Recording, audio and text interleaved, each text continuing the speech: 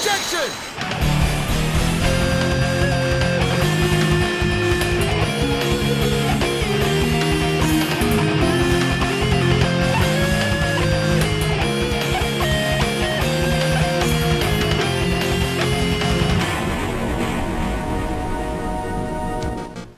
Hello, every pony! Today we return to the storm of Zephyr Heights with issue number 2. Technically a two-parter tale, each drawn by the artists Andy Price and Heather Breckel. In the previous issue, Queen Haven took a vacation, leaving a hesitant Zip in charge, but her friends arrived to help her out. However, a powerful snowstorm suddenly descends, leading to our heroes planning to save the citizens of Zephyr Heights. Transmission incoming from the big giant head. He cares about you. Issue number 2 begins with Zip warning the populace to vacate the city, but the storm literally acts as a barrier preventing any pony from leaving. What I like about this conflict is we immediately establish how dire the situation is. The storm makes it nigh impossible for Pegasi to fly anywhere, and even Misty with her magic is completely overwhelmed by the threat. More importantly, this is a great starter issue for Zip to deal with as her first, though temporary, chance at rulership. Were it just another threat against some other pony, while difficult, the gang could eventually come up with a solution to stop said pony and the danger would be over. With a storm, Zip and her friends are dealing with something unrelenting that can't be directly fought against or understood as easily. Thus, the conflict feels more organic to Zip's growth as a ruler dealing with something she can't fully control, and thus has to find an out-of-the-box solution to fix it. And we further see her exemplify her devotion and loyalty to Zephyr Heights as she dashes all over the city making sure that every pony is safe. Again, not even thinking about the risk and stress to her own body, which leaves her utterly exhausted.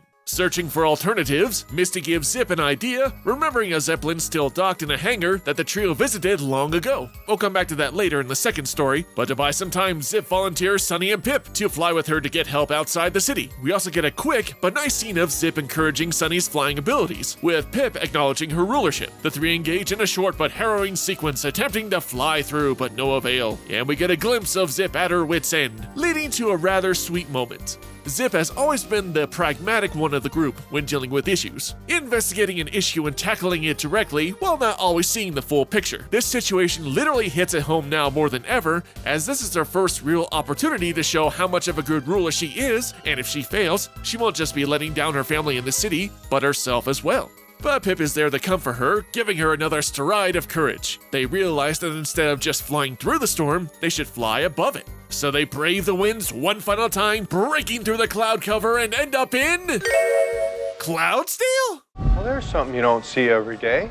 Which leads into the second story, wherein the once majestic Zephyr Heights has turned into a frozen wasteland. Hits returns with supplies of 27 hair dryers for Izzy. Let me smash. Before we head back to the Cloudsdale story, I want to talk about Misty for a second. Misty has come such a long way from the timid mare living under Opaline's hoof to the more confident and assertive mare she is today. We still do see her meek side show up from time to time, but I really love how her personality shines in this story. Attempting to take on a magical storm alone as we saw earlier, and now we get to see her glee showing off her engineering prowess to the point she basically becomes a mad scientist trying to bring back the Zeppelin. It's awesome. Dr. Horrible is here to make you quake with fear. Seeing this side of Misty is not only fun, but brings up a lot of opportunities to take her character. Back with Zip and the others in Cloudsdale, they travel around the Cloudopolis, yet it doesn't look derelict at all, basically an abandoned city frozen in time. I do like the design of Cloudsdale, perfectly capturing the abstract designs of the homes and other structures, making them look odd, but unique, making the location stand out more. Eventually, the girls come across these smaller clouds that inhabit these little flying hogs called Ark and Sunny. But a nearby post mentions rules about these pets, most importantly, how they hate bright flashes of light. The three run for their lives, awakening a whole army of Arkan when they eventually take refuge inside a library. Sunny and Pip are ecstatic about the find, but Zip is crestfallen, which leads to another great moment. Now, first and foremost, Zip is disappointed that she hasn't found a solution to save her city, but also that seeing the fabled city she's heard about in its prime with warrior Pegasi is now just an empty city in the sky. It's been a dream of hers to see the majestic city ever since she was young, to be able to soar across the sky with more adventurous Pegasi like her. And now she's literally within the city walls, and there's no pony around. An interesting but devastating revelation that organically adds to the lore of the modern world. Anyway, while investigating the library, a nearby terminal senses their presence. Incoming message from the big giant head. A hologram of Flash Magnus appears, giving a brief history of Pegasi and Cloudsdale, from humble beginnings living in high mountains to eventually creating the city, along with the devices needed for Pegasi to establish a weather factory and wait a minute, weather factory, rainbow factory, device used by Pegasi, Pegasus device! But guys, get out of there! You're gonna be grinded up into rainbows! All of the failures of the fuel success and the bloody invest for whether gain a test. And just because you disappointed, you'll pay the price. Now accept your being die in the Pegasus device.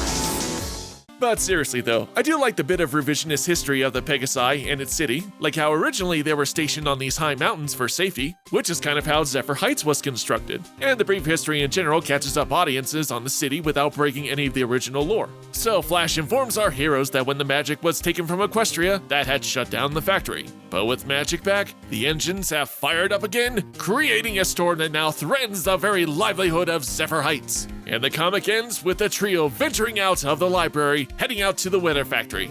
That's the end of issue number 2, and I gotta say, this is another really good story. We're ramping up the conflict with the storm, Cloudsdale has been returned, we got to see some interesting development with Zip and even Misty, and I'm just really excited to see how this arc concludes. Again, check the series out and be sure to like and subscribe. Well, that's it for today, guys. Until next time, MC!